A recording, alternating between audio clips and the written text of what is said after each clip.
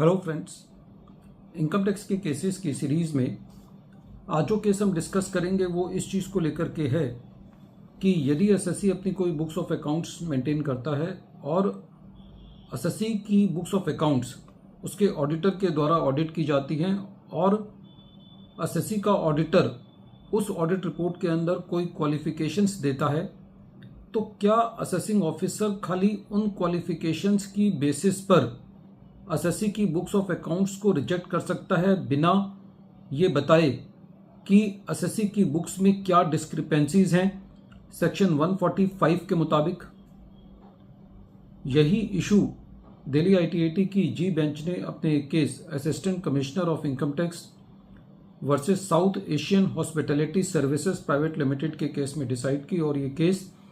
138 ITR tribunal page number 117 पर report हुआ और इस केस का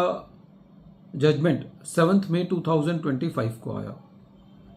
प्रेजेंट केस असेसमेंट ईयर 17-18 से रिलेटेड है, डिमोनेटाइजेशन का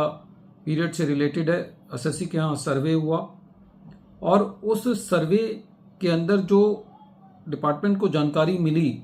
एसएससी के फॉर्म 3CD से और बाकी चीज़ों से कि एसएससी ने सेक्शन 40A क्लॉज IA के अंदर कम डिसअलाउंसेस शो किए हैं, वो डिसअलाउंसेस ज़्यादा होने चाहिए। एसएससी ने अपनी बुक्स में कैश डिपॉजिट किया है और इस एलिगेशन पर कि एसएससी ने अपनी सर्विस टैक्स के रिटर्न्स में ज़्यादा टर्नओवर दिखाया है, इन बेसिस पर एसएससी की स्क्रूटनी ट्रिगर की गई।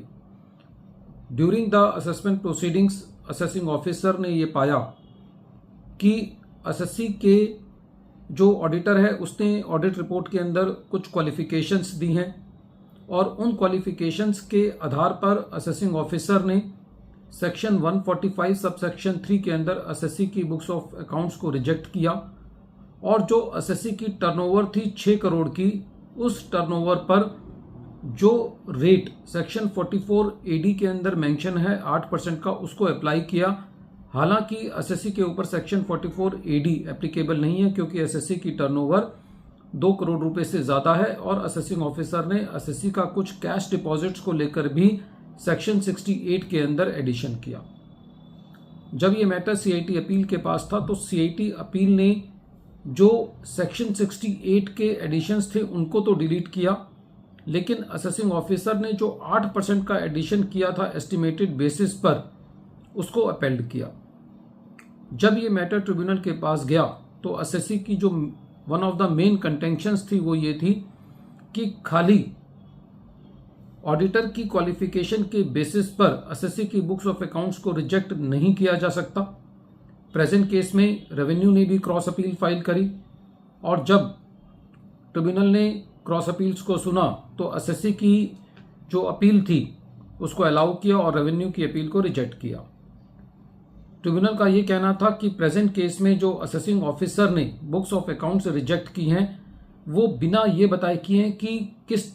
क्यों एसएससी की बुक्स जो हैं वो रिजेक्ट की जा रही हैं और क्यों एसएससी की बुक्स जो हैं वो कॉम्प्लिकेटेड है। ट्रिब्यूनल का ये कहना था कि असेसिंग ऑफिसर ने एसएससी की सेल्स और टर्नओवर को तो एक्सेप्ट किया लेकिन एसएससी के एक्सपेंसेस को रिजेक्ट किया। ट्रिब्यूनल का ये कहना था कि खाली इस बेसिस पर कि एसएससी के over a period of year हर साल के अंदर लॉस हो रहा है, ये कोई कारण नहीं है बुक्स ऑफ अकाउंट्स को रिजेक्ट करने का। ट्रिब्यूनल का ये कहना था कि यदि असेसिंग ऑफिसर को ऐसा लग रहा था कि एसएससी की जो अकाउंटिंग है वो कॉम्प्लेक्स है या एसएससी का जो नेचर ऑफ द बिजनेस है वो कॉम्प्लेक्स है, तो ऐसे केस में एसएससी का मैटर स्पेशल ऑडिटर को रेफर किया जाना चाहिए था। बेंच का ये भी ओपिनियन था कि असेसिंग ऑफिसर ने कहीं पर भी ये नहीं बताया कि असेसिंग ऑफिसर एसएससी की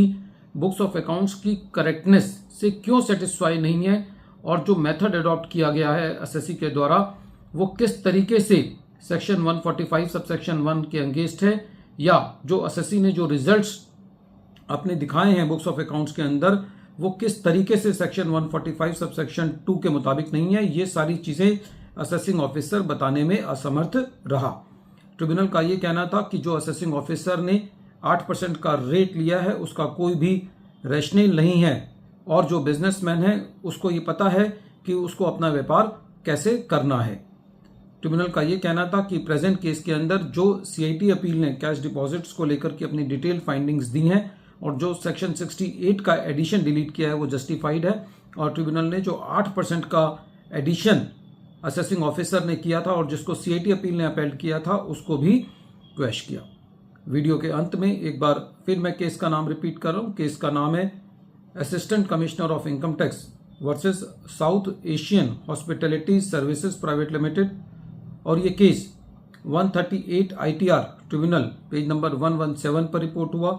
और इस केस का जजमेंट 7 मई 2025 को आया। Thank you friends.